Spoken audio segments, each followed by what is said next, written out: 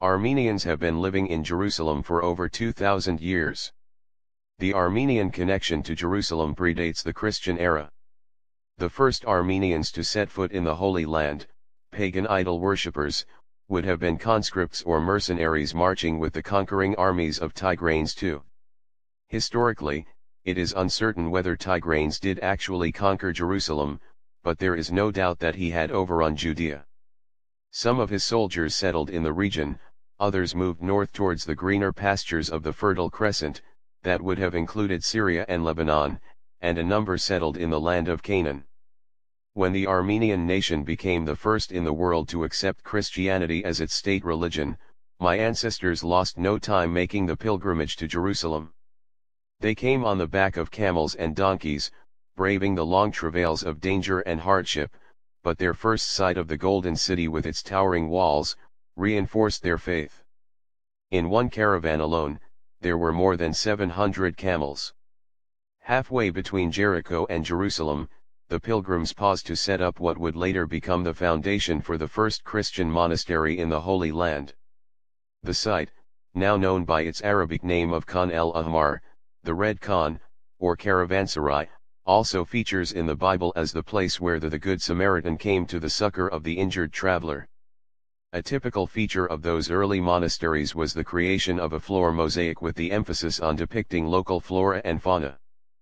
But the 6th century medallion uncovered recently, in 1991, bore only a script in the classical Armenian of the day, laid out in capital letters.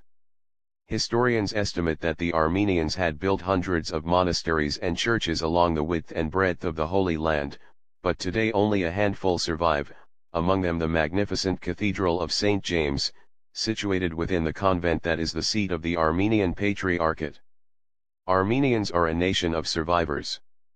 Pulitzer Prize winner William Saroyan calls us a small tribe of unimportant people that no power on earth can destroy. See if you can do it, he says. Even if you send them into the desert without bread or water, burn their homes and churches, they will laugh, sing, and pray again. And whenever two of them meet anywhere in the world, see if they will not create a new Armenia. Of course, he got it wrong when he assumed that our structures have crumbled, our battles fought and lost, our literature unread and our music unheard. Had he forgotten William Saroyan, Charles Aznavour, Hagop Oshigan, Rupin Mamoulian, and Ohan Durian? There were no Kim Kardashians, Cher Sarkisians, or Joe Hokdunian Hockeys then, true. Neither had Armenia broken free of the former Soviet Union and reclaimed its independence.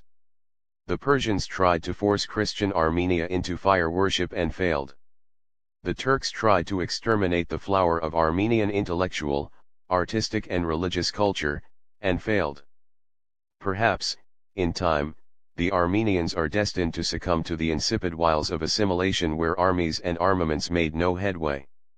It won't happen in Jerusalem. Despite the relentless encroachments of attrition, at one stage, there were thousands of Armenians living in and around the convent of St. James, their numbers touching 25,000.